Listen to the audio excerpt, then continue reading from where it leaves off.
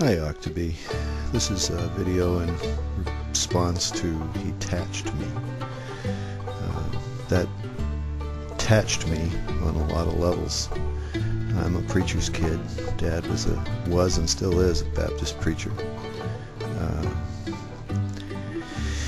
And I grew up in that kind of a household with all the ramifications that implies.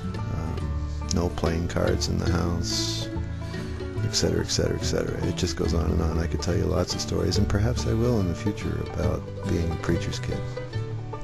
That's a world that not too many people know about.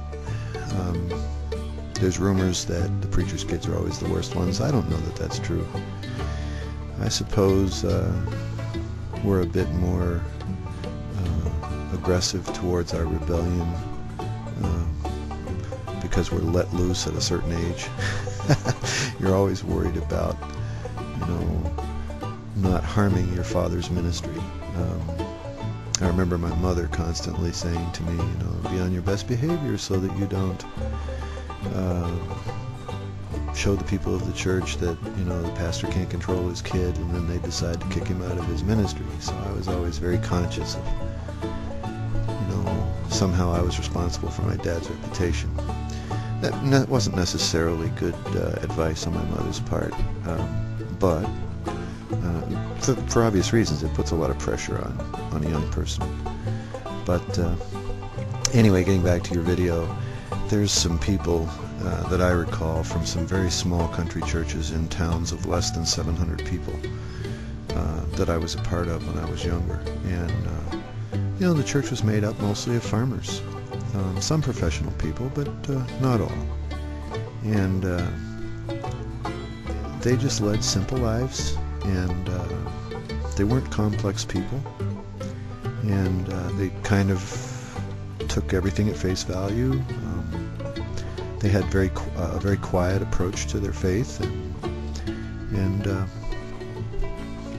were easily outspoken if something really got them going, but it took a lot to get them going. And your video brought up thoughts about ways in which, very simple ways, in which some folks in those smaller community churches in the backwoods hills made an impression on me. One gentleman I would tell you about is a guy named Alton. Alton was a railroad worker. When I met him, he was already in his late 50s, perhaps, and now I'm 50, so he's still hanging on. He's got to be close to 100 now. He's got Alzheimer's and everything else at this point, but he was always a runner. He used to love to run. He started an organization called Christian Service Brigade, which was like the Boy Scouts. It had uniforms, it had manuals, it had badges, it had organized meetings, but it was run by the churches. And because he lived in a farming community and there were two churches that wanted to start this group, he said, well, I'll see if we can, I've got a little property over here that I bought by the railroad tracks. Maybe we could build a lodge. So he got all the men in the church together and the boys, and they built a lodge. And it still exists today. It's up there in the middle of the woods. It's being shared by the churches.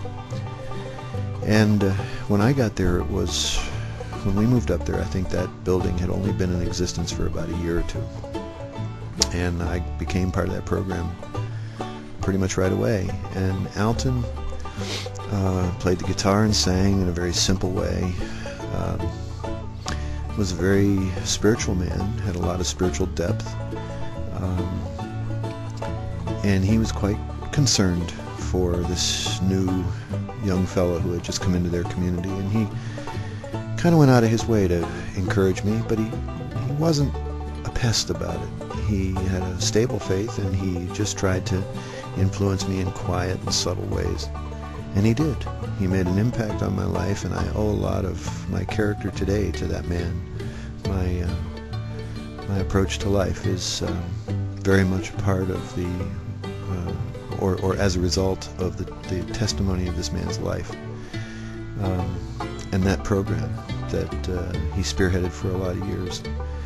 There's certain people that just make a real distinct impression on you, and yet it's from very simplistic sources of material. It's not. It doesn't necessarily have to be something very profound. It doesn't have to be some elaborate speech. It doesn't have to be a well-planned program per se. It can just be in a word or two, or just in the observation of a personality over time. And I realize I'm preaching to the choir here. You know all this stuff, but just figured I'd share my 2 cents about how I related to your video. Your Civil War stuff, by the way, was good too.